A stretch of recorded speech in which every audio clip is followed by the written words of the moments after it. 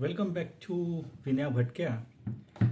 आपण आहोत बालीमध्ये आणि आजचा आमचा बालीचा 5वा दिवस आहे. आज कोटाच्या हॉटेलमधनं रिसाटा हॉटेलमधनं आम्ही चेकआउट करणार आहोत आणि आता जाता येते उबडला. साधारण एक 2-2.5 तासाचा प्रवास आहे, पण ऑन द वे बरंच काही बघण्यासारखं आहे. आता एवढं सगळं काय काय बघायचं आहे ते बघा तुम्ही. इथे आहे ते एम्पुल्ला टेम्पल, एक होली स्प्रिंग वॉटर तिथे आहे आणि बरीचशी लोक तिकडे जातात आणि थोडंसं आंघोळ पण करतात त्या पाण्यामध्ये, कारण ते पाणी पवित्र म्हणून मानलं जातं. पहिले 2-3 दिवस तर खूपच पाऊस होता. काल रात्री पण फुल पाऊस पडला, पण काल दिवसभराचं जे तुम्ही व्हिडिओ बघितला असेलच, झूज आहे आणि एक टेम्पल बघितलं. फार सुंदर असं ते टेम्पल होतं, त्याचा व्हिडिओ तुम्ही बघितला असेलच. तर आज आम्ही निघणार आहोत ते सकाळी 7:30-8ला ब्रेकफास्ट करायचं आहे. 9 वाजता चेकआउट करून आमची बस येईल आणि त्या बसनी आम्ही पुढे जाणार आहोत. ॲक्शन पॅक असा आमचा हा बालीचा टूर आहे. आम्ही आलो आहे ते मैत्री टूर्स, मैत्री ग्रुप, त्याच्याबरोबर आम्ही आलेलो आहे. आपण आता चला जाऊया, ब्रेकफास्ट घेऊ आणि आजचा आहे चेकआउट. बाली केवळ निसर्गाचं वरदान लाभलेलं हे एक बेट नाही, तर हे जे बेट आहे हे एक जिवंत आध्यात्मिक अनुभव असलेलं ही जागा आहे. आज आपण अशा ठिकाणी आलेलो आहोत जिथे इतिहास, श्रद्धा आणि निसर्ग याचा संगम होतो. आणि हे जे दिसतंय तुम्हाला समोर, जे आम्ही सगळे लोक आहोत, हे उबूडजवळील प्रसिद्ध असं तीर्था एम्पुल मंदिर. हे बघा, ही आमची सगळी मंडळी इथे उभी आहेत. आम्ही मागचा व्हिडिओ तुम्ही बघितला असेल, तिथून आम्ही ज्वालामुखीचे ते पर्वत बघून आम्ही इथे पोचलेलो आहे. तीर्था एम्पुल मंदिर हे बालीचं एक पवित्र जलमंदिर असं म्हणून मानलं जातं. आणि इथे जे आध्यात्मिक आणि सांस्कृतिक वारशाचा विचार केला तर तीर्था एम्पुल या मंदिराचे नाव हे अगदी प्रसिद्ध म्हणून आग्रहाने घेतले जाते. आता हे जे मंदिर आहे दिसते, हे उबूडपासून साधारण 15 ते 20 किलोमीटरच्या अंतरावर आहे. आणि हे तंपा कसरिंग, मला हे शब्द माहीत नाही बरोबर, पण ह्या गावात हे मंदिर आहे. आणि तीर्था एम्पुल या शब्दाचा जो अर्थ आपण जर बघितलं तर त्याचा अर्थ असा आहे की पवित्र पाण्याचा झरा. आणि ह्या जे मंदिर आहे याला एक प्रचंड अशी मोठी ऐतिहासिक पार्श्वभूमी आणि पौराणिक कथासुद्धा सांगितली जाते. आमच्या गाईडनी आम्हाला ही पौराणिक कथा, आम्ही बसमध्ये होतो तेव्हा सांगितली.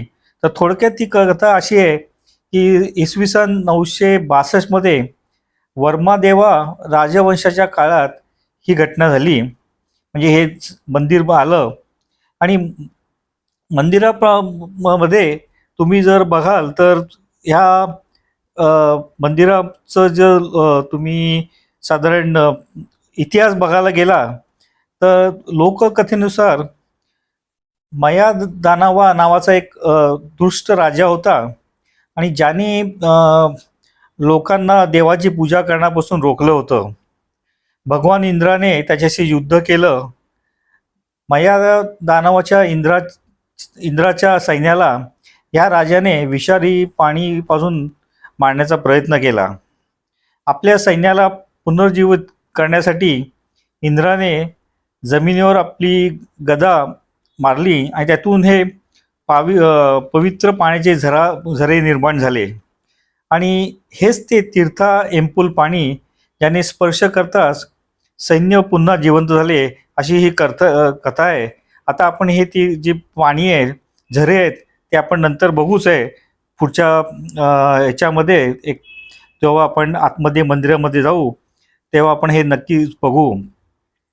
आता ह्या जे टेम्पल जे आपल्याला आलेलं आहे, ह्या टेम्पलचं मंदिर हे 3 विभागात असं विभागलेलं जाते. पहिला विभाग आहे तो जपपुरा, हा मंदिराचा सर्वात बाहेरचा भाग आहे. नंतर जबा टेंगाह हा मंदिराचा मध्य भाग आहे. आणि जेरोआन अंतर्भाग किंवा गाभारा असं या मंदिराची ठेवण आहे, ओव्हरऑल ठेवण ही अशी आहे. आता आपण जे आलेलं आहे ते जबापुरा म्हणजेच बाह्य अंगण या मंदिराचा सर्वात भाग असून त्याला निसरा मंडला असे सुद्धा म्हटले जाते. आणि हा जो भाग आहे जिथे आपण आता सर्वजण उभे आहोत, हा जगाशी जोडलेला आहे आणि इथे भाविक आणि पर्यटक हे एकत्र जमतात. इथे एक मोठे प्रवेशद्वार आहे ज्याला कॅन्टिमेंटर किंवा दुभंगलेले द्वार सुद्धा म्हणतात. आणि प्रत्येक बालीच्या मंदिरात आपण जेव्हा प्रवेश करतो तेव्हा हे असलं प्रवेशद्वार आपल्याला दिसतं.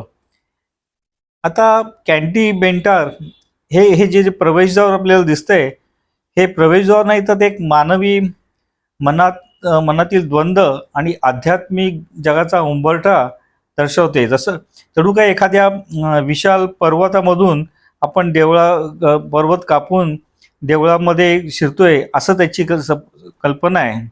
आणि ह्याच भागामध्ये आपल्याला आपल्या चप्पल किंवा विश्रांतीसाठी बाहेर असे बसण्याकरता जागा आहे. इथे धार्मिक विधी जेव्हा आपण करतो आतमध्ये, म्हणजे ते बालीची लोक जेव्हा ते करतात तिथे इथे ते तयारी सुद्धा केली जाते. आणि या मंदिराची शिष्टाचाराची जी सुरुवात आहे ती या इथनं सुरू होते. नंतर आपण जे शिरतोय ते दुसरं भाग आहे ज्याला म्हणतात जबा टेंगाह, म्हणजेच मध्य अंगण, याला मध्य मंडल असे सुद्धा म्हणतात. हे क्षेत्र बाहेरची जग आणि मुख्य गाभारा याच्याची एक दुवा आहे. इथूनचं मुख्य आकर्षण तुम्ही जर बघाल तर इथे असलेली पाण्याची कुंड, जी मगाधी आपण ऐतिहासिक स्टोरी ऐकली त्याची जी कुंड आहेत त्या कुंड आपण आता इथे बघणार आहोत. इथे साधारण 30 दगडी नळ आहेत आणि त्याच्यातनं सतत पाणी वाहत असतं. आता आपण जे आतमध्ये जाणार आहोत तिथे तिथूनचा भाग महत्त्वाचा का, तर इथे सर्वात महत्त्वाचे म्हणजे इथे जे ते पवित्र पाण्याचे झरे आणि कुंड आहेत. आतमध्ये आपण शिरल्यानंतर एक 2 आयतकृती म्हणजेच असे चौरस कुंड आहेत ज्या समोर सुमारे 30 दगडी नळ असे आहेत आणि त्याच्यातनं पाणी वाहताना आपल्या समोर दिसतंय. आणि भाविक काय इथे रांगेत उभं राहून मेलकुट्टा त्याला म्हणतात शुद्धीकरण विधी करतात. आता ही जी मेलकुटा शुद्धीकरणची विधी हे केवळ मंदिर पाहण्यासाठी नाही तर प्रत्यक्ष अनुभवासाठी सुद्धा ओळखलं जाते. म्हणजे इथे जेवढे जी लोक पर्यटक येतात ते प्रत्येकजण इथे नुसतंच ते फोटोग्राफी करत नाहीत, पण प्रत्यक्ष त्यांचा जो एक ड्रेस आहे ते घालून हे मेलुकाटा नावाचा विधी करतात. आणि विधीची पद्धत म्हणजे कशी असते, भाविक लोक कमरेला सारोंग म्हणजेच तो बालीचा पारंपरिक पोशाख असतो मंदिरात जाण्याकरता, ते बांधून कुंडात उतरतात आणि एकामागून एक प्रत्येक नळाखाली आपले डोके टेकवतात. ते तुम्हाला समोर दिसते बघा, एक जण त्या कुंडाच्या खाली बसलाय, थोडा वेळ थांबतो, त्या झऱ्याचं पाणी घेतो आणि मग परत पुढे जातो. आणि इथे हे जे नळ समोर दिसतात आपल्याला, आणि प्रत्येक नळाचे वेगळे महत्त्व आहे. काही नळ आध्यात्मिक शुद्धीकरणाकरता आहेत, तर काही वाईट स्वप्नापासून मुक्तीसाठी किंवा रोगाच्या निवारणासाठी सुद्धा आहेत. मात्र अंत्यविधीशी संबंधित 2 ठराविक नळ सामान्य पूजेसाठी मात्र वापरले जात नाहीत. आता हे जो आपण बघितलं, इथे तुम्ही बघा प्रचंड अशी गर्दी असते आणि प्रत्येक पर्यटक कुठच्याही देशाचा असो हा आळीपाळीने एक एक नळाखाली उभं राहून आपलं पाप धुण्याचा प्रयत्न करतो. तर आता समोर ह्या भागामधनं आपण जे जाणार आहोत ते सर्वात आतील भाग जो आहे त्या भागामध्ये आपण जाणार आहोत. पण या कुंडामध्ये पण बघा किती अशी लोक आहेत ते स्नान करताना आपल्याला दिसत आहेत. आता आपण जो जाणार आहोत ह्याच्यानंतर तो मंदिराचा आतला भाग त्याला जेरो आन असं असं म्हणतात आणि हा मंदिराचा सर्वात आतील आणि पवित्र भाग आहे. येथे स्थानिक लोक प्रार्थना करतात आणि इथे सर्व पर्यटकांना काही मंदिरामध्ये जाण्याकरता परमिशन मिळत नाही, कारण तुम्ही बाहेरनं बघू शकता. आणि हे जे आतला भाग जो आपल्याला आहे हे देवाचे निवासस्थान म्हणून मानले जाते आणि इथे पूर्णपणे शांतता अशी राखली जाते. इथे केवळ प्रार्थना करण्यासाठीच जाणाऱ्या भाविकांनाच प्रवेश दिला जातो. आणि आपण जे बघणार आहोत ते तिथूनचा जो एरिया आहे तो बाहेरनंच बघणार आहोत, कारण पर्यटकांना तिथे बाहेरनं तुम्हाला नक्कीच बघता येते, पण आतमध्ये मात्र तिथे परमिशन नाही आहे. आणि असं मानलं जातं की इथे जाण्यापूर्वी आपलं शरीर आणि मन शुद्ध असणं हे मस्ट आहे. इथे तुम्हाला पेदरासन किंवा उंच मनोरे असे दिसतात आणि हे मनोरे जे आहेत ते विविध देवतांना समर्पित केलेले असतात. तीर्थ एम्पुलमध्ये आपण जे आहोत इथे इथे भगवान विष्णू, शिव आणि ब्रह्मा यांची मुख्य स्थानं सुद्धा आहेत. या 3 भागामुळे हे जे मंदिर आहे, आपण जे आता मंदिर आलेलो आहे, एक शिस्तबद्ध आध्यात्मिक प्रक्रियेसारखी वाटते. म्हणजे अतिशय वेल डिझाईन त्यावेळी केलेलं हे मंदिर आहे आणि जे 3 भागामध्ये असं डिव्हाइड करून ठेवलेलं आहे. बाहेरून आत जाताना व्यक्ती भौतिक जगाकडून देवाच्या चरणाकडे प्रवास करते असे मानले जाते. आणि ह्या मंदिरामध्ये तुम्ही जर येणार असाल तर तुमच्यासाठी काही नियम आहेत. नियम म्हटल्यापेक्षा आपण काय काय गोष्टी तिथे जे असतात ते पाळलं पाहिजे. तर एक म्हणजे आपला पोशाख. मंदिरात प्रवेश करण्यासाठी सारोंग नेसणे हे अनिवार्य समजले जाते आणि हे मंदिराच्या प्रवेशद्वारावर आपल्याला भाड्याने मिळते, ते आपण मगाशी बघितलेलेच आहे. आणि ते सर्वांनाच तिथे कंपल्सरी घालायला लागते. आणि असं मानलं जातं की हे एक जिवंत प्रार्थना स्थळ आहे. त्यामुळे मंदिरामध्येच्या आवारात तुम्ही असले का शांतता राखणे आणि स्थानिक जर लोक तिथे प्रार्थना करत असतील तर त्याला अडथळा न आणणे हे मात्र आपण हा नियम पाळला पाहिजे. आज तर हे जे तीर्था एम्पुल हे जे मंदिर आहे हे केवळ हिंदू धर्मियांचे श्रद्धास्थान राहिलेले नाही, तर जागतिक पर्यटन केंद्रसुद्धा हे बनलेलं आपल्याला माहिती आहे. 2012मध्ये युनेस्को यांनी याला जागतिक वारसा स्थळाचा सुद्धा दर्जा दिला आहे. आणि येथील जो परिसर तुम्ही जर बघाल आजूबाजूचा, आपण येताना जे बघितलंय, अतिशय निसर्गरम्य असा हा परिसर आहे. आणि सभोवतालची जी हिरवीगार झाडी, पवित्र कुंडातून येणारा पाण्याचा आवाज मनाला कमालीची शांती देते आणि मन आपलं इथे आल्यानंतर प्रसन्न होऊन जाते. या मंदिरामध्ये सुद्धा बऱ्याच ठिकाणी आपले कोरीव काम आणि त्यामधली एक प्रतिकात्मकता आपल्याला दिसून येते.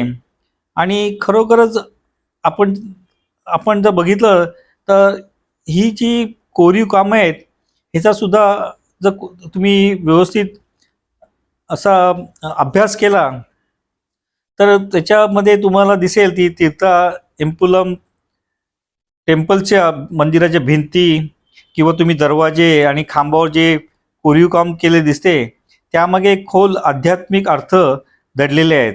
जसे आपण आपल्या भारतामध्ये सुद्धा जी मंदिरे आहेत त्याच्यामध्ये सुद्धा बऱ्याच ठिकाणी कलाकुसर केलेली आहेत. आणि जेव्हा आपण त्या कलाकुसर बघतो, एस्पेशली आपण हम्पी बदामीला जातो, त्या कलाकुसरीमधनं सुद्धा एक ऐतिहासिक मेसेज किंवा त्याच्यामागे एखादी स्टोरी अशी दाखवली असलेली दिसते. तर असं हे छान असं मंदिर आहे आणि हे बघण्याकरता तुम्हाला साधारण एक 2-2.5 तास तरी नक्कीच तुम्ही ठेवून द्या. मंदिर अतिशय सुंदर आहे. नंतर तुम्ही मंदिरात जायच्या अगोदर सुद्धा नक्की बघा, हे जे इथूनचं जे तळं दिसते, हे तळं आहे. इथूनच ह्या जे आपण पाण्याचे झरे बघितले त्याचा उगम होतो आणि अतिशय सुंदर आणि स्वच्छ असं हे पाणी आहे. हे जे पाणी तुम्हाला दिसते बघा किती स्वच्छच्या स्वच्छ आहे.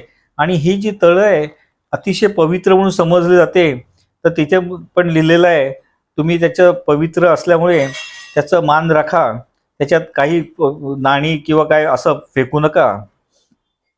असं हे केल्यानंतर मग आम्ही कंप्लीट मंदिर बघितलं आणि मग पुढे बाहेर येण्याकरता निघालो. बाहेर येणार परत तुम्ही हा दरवाजा म्हणून बघा, जो मागे आपण बघितला त्या दरवाजामधनं आपण बाहेर येतो आणि तिथून पुढे जाताना आपल्याला आजूबाजूची ग्रीनरी सुद्धा बघा किती सुंदर दिसते. आजूबाजूला तुम्हाला काही काय पुतळे ठेवलेले पण इथे दिसत आहेत. प्रत्येकाचं काही ना काहीतरी महत्त्व आहे आणि तर तेवढं आम्हाला वेळ नव्हता की प्रत्येकाचं ह्याच्या मागे उद्देश काय आणि महत्त्व काय हे समजून घेण्याकरता एवढा मला इथे वेळ नव्हता. पण तुम्ही जर खरंच तुम्हाला खूप वेळ असेल, अर्धा दिवस असेल, तर नक्कीच तुमचा गाईड घेऊन प्रत्येक गोष्ट काय आहे ती समजून घेण्याचा प्रयत्न करा. म्हणजे तुम्हाला या इथे इथे काय याचा उपयोग आहे, काय याचं महत्त्व आहे ह्या टेम्पलचं, हे नक्कीच तुम्हाला इथे कळेल. इथे काय काय जे रूल्स आहेत त्याचे सुद्धा इथे बोर्ड लिहिलेले आहेत आणि त्या रूल्सप्रमाणे तुम्हाला ते सगळ्या गोष्टी फॉलो करायला लागतात. तर आता आपण येतोय ते बाहेर येतोय आणि बाहेर येताना तुम्हाला एक तळं लागतंय आणि तळ्यामध्ये भरपूर असे इथे मासे ठेवलेले आहेत. त्या तळ्यामध्ये भरपूर मासे आहेत आणि तिथे त्या माशांना तुम्हाला खायला घालायचं असेल तर तिथेच ते त्यांचं जे खाद्य आहे ते तुम्हाला इथे विकत मिळतं आणि तुम्ही त्या माशांना आणि केवढे मोठमोठाले हे मासे आपल्याला इथे दिसत आहेत. भरपूर असे इथे मासे, असे रंगीबेरंगी मासे आणि हे मासे तुम्हाला बहुतेक ठिकाणी बालीच्या प्रत्येक ठिकाणी हे मासे दिसत आहेत. हे बघून झाल्यानंतर आपण मंदिराच्या बाहेर येतो आणि तिथे मोठी अशी बाजारपेठ सुद्धा आहे. तिथे तुम्हाला जर काय घ्यायचं असेल तर तुम्ही बऱ्याचशा गोष्टी तिथे घेऊ शकता. बार्गेनिंगसुद्धा बऱ्याच ह्याचं बार्गेनिंग होतं. काय काय गोष्टी तुम्हाला जर टेक्स्टाईल घ्यायचं असेल तर टेक्स्टाईलसुद्धा अतिशय सुरेख टेक्स्टाईल इथे तुम्हाला मिळू शकतं. तर असा होता आजचा हा मंदिराचं व्हिजिट. व्हिडिओ तुम्हाला कसा वाटला ते नक्कीच सांगा. So thanks for watching this video. Video आवडल्यास लाईक करा, शेअर करा. माझ्या चॅनलला सबस्क्राईब केलं नसेल तर नक्की सबस्क्राईबसुद्धा करा. आता पुढचा आपण व्हिडिओ घेऊन येऊ. तोपर्यंत bye bye and take care. Thank you.